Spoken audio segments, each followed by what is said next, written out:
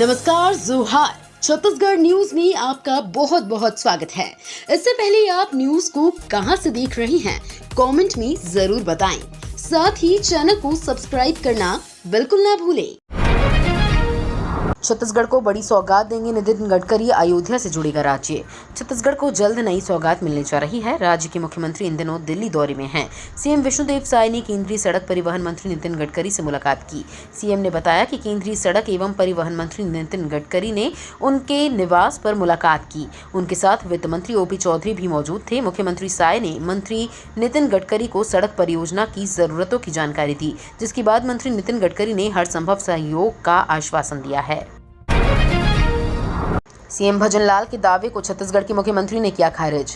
प्रदेश की thermal power plant को कोयला आपूर्ति के लिए छत्तीसगढ़ के हसदेव अरण्य कोल फील्ड में परसा ईस्ट एवं कांता बासन कोल ब्लॉक की 91.21 हेक्टेयर वन भूमि का उपयोग करने की अनुमति देने का मामला खटाई में पड़ गया है।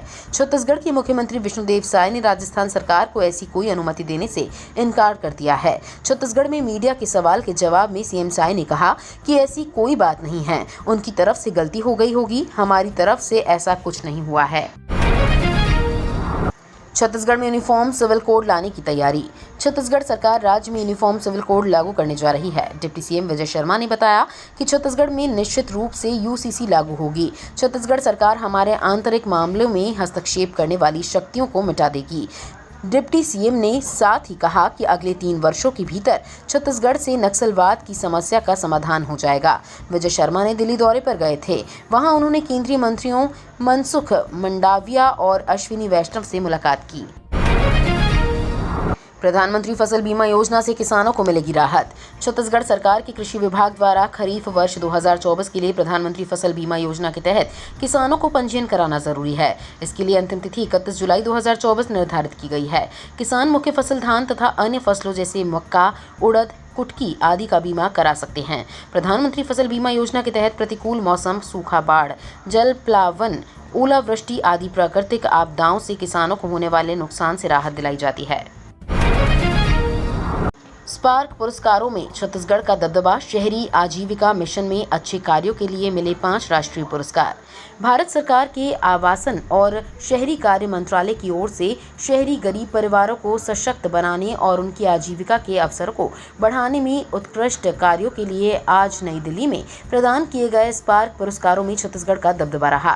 राज्य को इसमें विभिन्न श्रेणियों में 5 पुरस्कार मिले। प्रदेश के 3 शहरों को अपनी अपनी श्रेणियों में प्रथम पुरस्कार, 1 नगरीय निकाय को द्वितीय पुरस्कार और राज्य स्तरीय पुरस्कारों में छत्तीसगढ़ को पूरे देश में तृतीय पुरस्कार से नवाजा गया।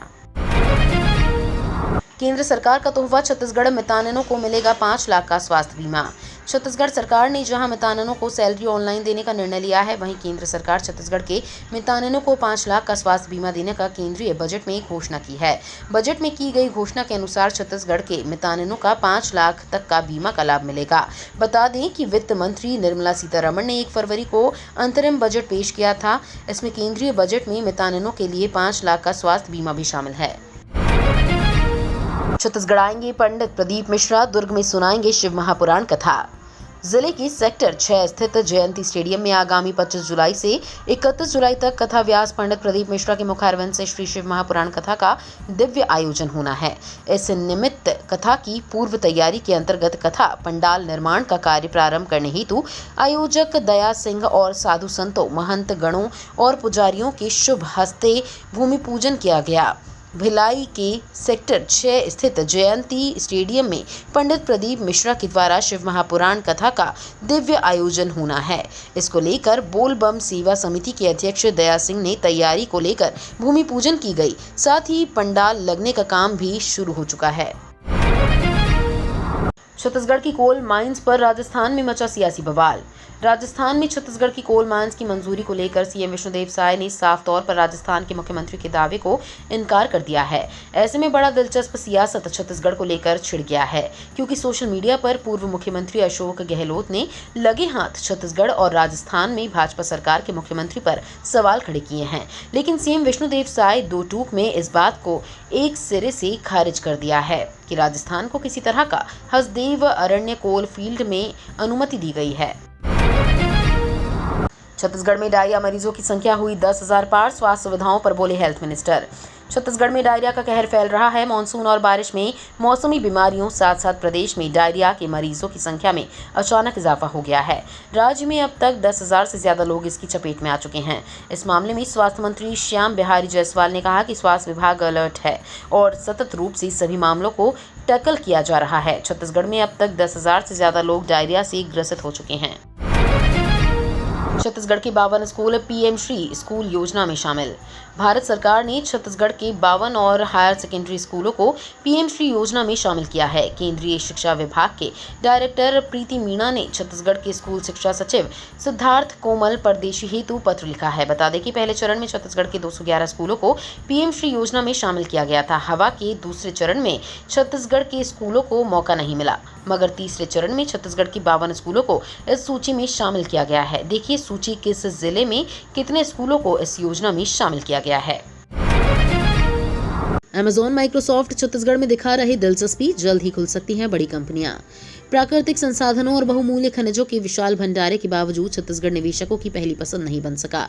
सरकारी प्रयास से छत्तीसगढ़ में निवेश के लिए एमओयू तो बहुत हुए, लेकिन उन्हें पूरी तरह से धरातल पर उतारा नहीं जा सका।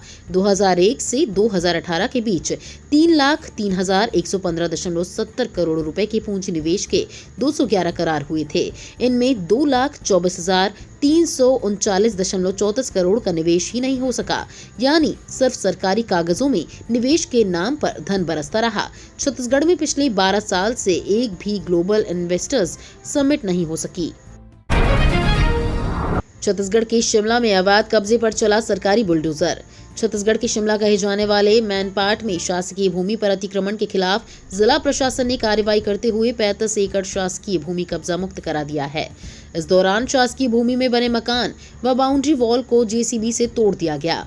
प्रशासन के अचानक हुए इस कार्यवाही को लेकर भूमाफियाओं में हड़कंप मच गया है। इससे पहले हुई कार्यवाही में जिला प्रशासन द्वारा 318 एकड़ शासकीय भूमि को कब्जा मुक्त कराया गया था। बताया जा रहा है कि मैनपाट क्षेत्र में कांग्रेस शासन काल में लगभग 1,000 एकड़ शासकीय भूमि कब्जा किया गया है, जिसे लेकर वर्तमान सरकार एक्शन मोड में है। छत्तीसगढ़ में यूरेनियम की खोज, कोसगाई का 5 वर्ग किलोमीटर क्षेत्र आरक्षित। ऊर्जा धानी में यूरेनियम की खोज के लिए छत्तीसगढ़ शासन के खनिज साधन विभाग ने एक आदेश जारी किया है, जिसमें कोरबा के दार्शनिक स्थल कोसगाई के समीप गांव धनगांव गढ़तारा में यूरेनियम के लिए सर्वेक्षण की बात कही गई है। आने वाले 5 वर्षों के लिए परमाणु खनिज अन्वेषण एवं अनुसंधान निर्देशालय इस गांव में अनुसंधान करेगा। गांव के एक सीमित क्षेत्र को आरक्षित कर दिया गया है, जहां यूरेनियम भंडार की तलाश शुरू की जाएगी, जहां परमाणु खनिज रियायत नियम 2016 के तहत यूरेनियम, लिथियम और एसोसिएटेड मिनरल का पूर्वेक्षण कार्य किया जाएगा। छत्तीसगढ़ की 8 ट्रेनें कैंसिल, चांपा और सारागांव रोड पर बन रहा ओवरब्रिज। दक्षिण पूर्व मध्य रेलवे के बिलासपुर मंडल के तहत 8 ट्रेनें 19, 20 और 29 जुलाई, 4 और 5 अगस्त को कैंसिल रहेंगी। ऐसा चांपा और सारागांव रोड पर ओवरब्रिज के गर्डर लॉन्चिंग के लिए ट्रैफिक कम पावर ब्लॉक लेकर कार्य करने के कारण किया जा रहा है। रेल प्रशासन ने इस दौरान यात्रियों को होने वाली असुविधा के लिए खेद जताया है।